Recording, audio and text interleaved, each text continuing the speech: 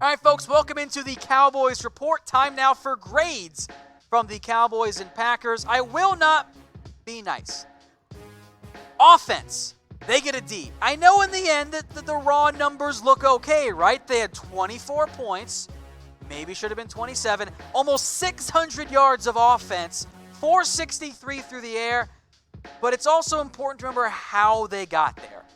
The Cowboys had 3 points for the vast majority of this game. They finally got it going in the fourth quarter, but in a game that was going to be favorable to them if they were able to run the football early and capitalize on their advantage, they might have run away with this one. That did not happen. He did not even come close to it. And most importantly, we'll get this more on Dak Prescott in particular, 3 turnovers. Can't do that. Just can't do it. So grade the offense. You saw my grade. I want to hear your guys' grade, though. What grade do you give the Cowboys offense in this one? I'll shout some people out here. It's pretty bad. I know they closed strong. They made it a game there at the end. I see F, F minus, F, D, D, C, C, F. I don't see any B's or A's. Highest I see is a C, and I think that's about right in this one. All right, the defense now. That's what the defense gets. A D minus. You can't give up 34 points to the Packers. You can't do it. And yes, they did a better job stepping up down the stretch. And even the total yards actually look okay, right? 357, 238, 119. The total yards look good. And if you had cut out the top of me and wow, they had a pretty good game against Packers. Wrong. Aaron Jones made this Cowboys team look stupid. 19 carries, 107 yards, 7 catches for 75 yards, and 4 rushing touchdowns. He broke a ton of tackles. Aaron Jones basically put the game safely out of reach early on. That's what happened here. And that's disappointing for the Cowboys. That the defense did not do its job. So again, grade the Cowboys defense. A, B, C, D, or F. Let me know what you guys think there in the comment section. I see lots of Fs coming in. I'm not going to argue too much. I gave him a D minus for a couple of nice stops down the stretch, but that was not a good showing there for the Dallas Cowboys. They've got to be better on defense. All right, special teams. In reality, this is Brett Maher, because fuck you, Brett Maher. How are you going to miss a 33-yard field goal? He gets an F. What the hell is cut this man's ass right now? If you can't make a 33-yard field goal, get your ass out of here. You don't have any business being in the NFL. I know that Xavier Su'a-Filo false started. I get that. It's a 33-yard try. You cannot miss that. Yeah, maybe Garrett should have kicked the field goal earlier. That's Brett Maher not doing his job. And if it was one time for him, it's a 50-yard try, I get it. You know, it's fine. Kicking is tough in the NFL. It's not an easy thing to actually do. But here's the reality of Brett Maher. After a very hot start for the Dallas Cowboys, plain and simple, he has not been a good kicker. He has not been good. And he's got to go. He's 4 of 6 this year on field goal tries? One of them missed from 50. How do you miss a 33-yarder? I think he's at most, he's made 1 kick outside of 30 yards. F minus, fire Brett Maher tomorrow. If he's not cut this week, I'm going to be upset. Your kicker has one job, kick the ball through the uprights. He couldn't do that from 33 yards. I don't care if Su'a-Filo's false started.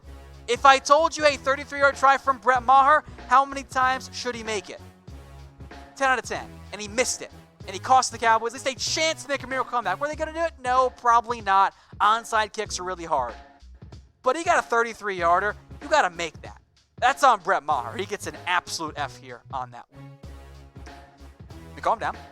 Today's show is brought to you by the Action Network. I am also mad because I bet on the Cowboys like an idiot. But if I followed their better betting advice, I didn't do it today, I would have probably been better off. Chatsports.com/deal saves you 40% off for you Cowboys fans. Live odds, expert picks, and bet tracking, by the way. Hey, where's the sharp money going? Where's the normal money going? It's all there on the Action Network. Chatsports.com/deal. All right, next up, let's go to Jason Garrett. He also gets an F. Look, Jason Garrett is who we think he is. We have seen, frankly, I think, a little bit too much of Jason Garrett. We've seen too much of him. We know, what Jason Garrett is. He is a maybe a little bit above average coach, but we've seen Garrett for almost 10 years now. In that time, he's 80-61, which is it's almost 60%, which isn't bad by any means. But he's yet to actually make much of a playoff push. And when the going gets tough, Garrett gets conservative, and it shows. Here's my final takeaway here for the Cowboys and Jason Garrett. If everyone sucks early on, that's on the head coach, especially when you know it's actually a pretty good football team talent-wise. So after a very hot start, as far as I'm concerned, Jason Garrett right back on the hot seat. If he loses to the New York Jets next week, fire him. Get rid of him. Promote Richard or Kellen Moore, or heck, hire me as the head coach. Doesn't matter in the end. And then go court Lincoln Riley as best you can. So let me know in the comment section. Bringing back this old one. Those of you who've been around for a while. What should the Cowboys do with Jason Garrett? Type KG for keep Garrett. Type FG for fire Garrett. I assume we're going to see plenty of fire Garretts. Now, I'm even open to not making the move right now if that's the route you want to go. It's fine with me. But you got to look elsewhere at some point soon. If this is how things are going to go, they beat the bad teams, they lose to the good teams, they finish like 10-6, and they go one and done in the postseason, fire him. Get somebody else. I would rather be aggressive and come up short even more so than to continuously be stuck in this, well, they're good, but they're not good enough situation the Cowboys have been in for 25 years by now. Just my thoughts. All right, more grades here. How about Ezekiel Elliott? I give him a B+. I thought Zeke was good in this one, but the end stats do kind of matter in terms of grades. And the game script got out of hand quickly here for the Dallas Cowboys. 12 carries, 62 yards here for Zeke. I think he actually only had the one touchdown in this one, so we'll get that fixed here. But it's frustrating, especially if you're Zeke. This was a game that the Cowboys could have leaned heavily on Zeke. Frankly, I would have preferred the overall game plan this week be used last week and last week's used this week. I thought Moore called a good game. They leaned on Zeke fairly heavy enough, but he did not have very many touches because the game was already a 3-score game. They had to throw it late there. So Zeke was good, but the play calling kind of ended up hurting him. And more importantly, the game script ended up hurting Zeke as well. All right, Dak Prescott, and I'm sure this will be all over the map in the grades here for Dak Prescott. I'm going to give him a C. And again, C is average. Maybe you want to go below average, that's fine too. Some of the numbers for Dak look great. For example, 463 yards. That is a pretty good yards. In fact, even the yards per yards per attempt was above 10. That's really good. In fact, that's elite numbers. His raw passing in terms of completion percentage, yards, depth of target, all of that, it's going to be great. The problem is the interceptions. Now, were they all Dak's fault? No. That's why I've got Dak with a C. But plain and simple, you cannot throw the ball and have it get picked off 3 times in a single game. Yes, one bounce with the hands of Amari Cooper. Yes, Gallup and Cobb both had a drop. Yes, there was, I thought, pretty obvious pass interference on Kevin King on the one that went to Gallup. But in the end, 3 interceptions does not get the job done. I'll give Dak credit for trying to come back, but let's also not forget a lot of those yards in production came in the 3rd and 4th quarter. I can't give Dak anything higher than a C. I see a lot of different grades in there. I think that makes sense, but it was a tough one for me to grade. So let me know in the comments, who do you guys blame the most for the loss? Let me know in the comments section. I'm still going to assign it to Jason Garrett. I think in the end, if something goes wrong, the head coach should always get the most blame. And in this case, when the defense shits the bed for the first half, offense doesn't wake up until the late 3rd quarter, the head coach gets most of the blame there. Yeah, I see some Jerry Jones in there. That's fine too. He is the owner after all. All right, some more grades. How about Michael Gallup? Back from his injury, and welcome back, Gallup. An A for me.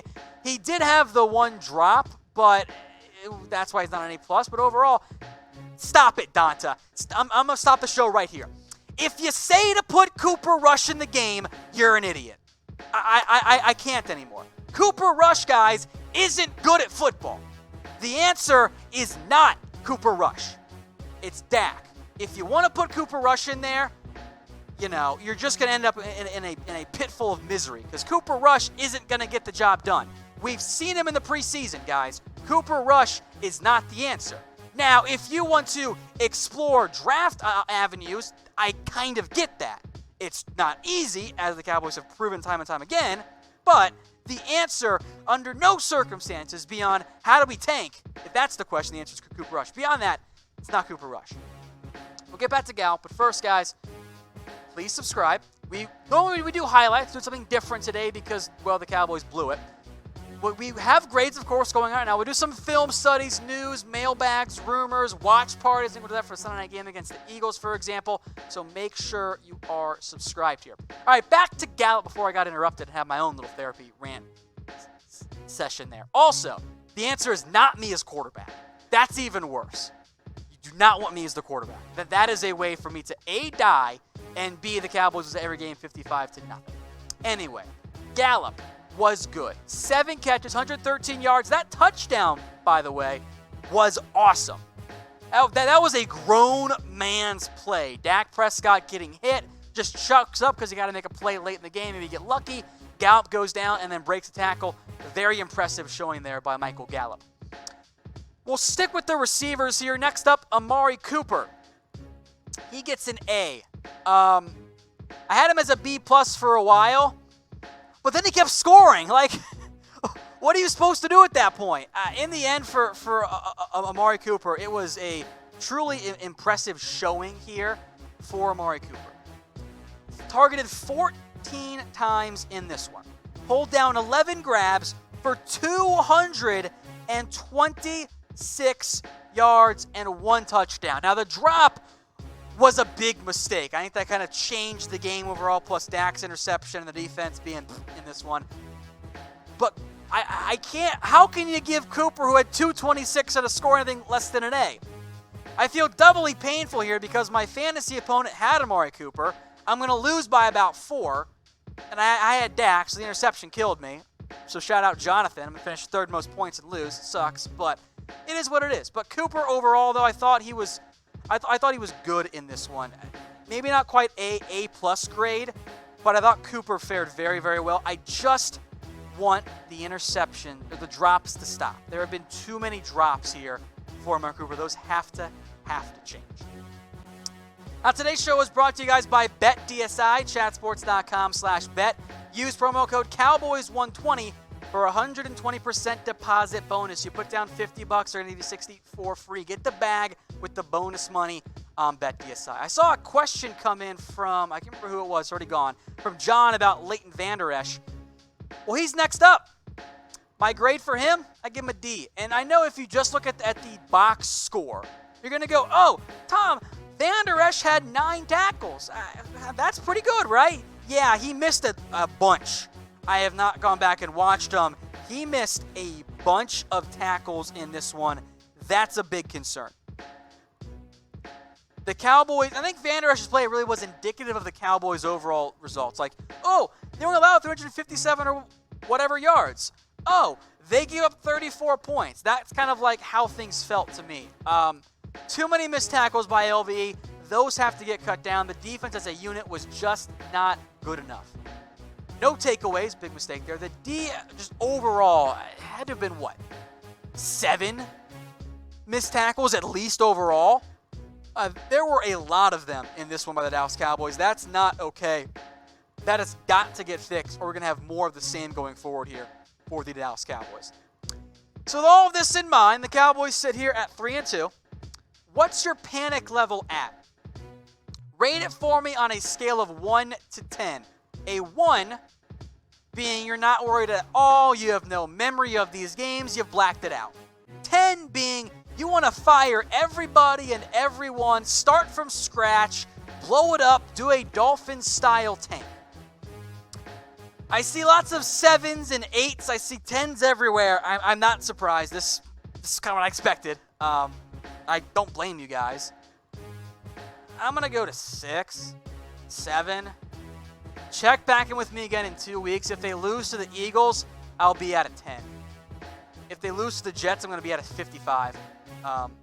We'll see what happens at that point. So let me know what you guys think in the comments section. Hey Cowboys fans, thanks for watching the Cowboys Report. If you haven't already, click right here to subscribe to our channel for all the best Cowboys coverage on the internet. That's news, rumors, highlights, mailbags, film studies, and a whole lot more. And I'm making your lives a little bit easier as well with the next Cowboys Report video right here.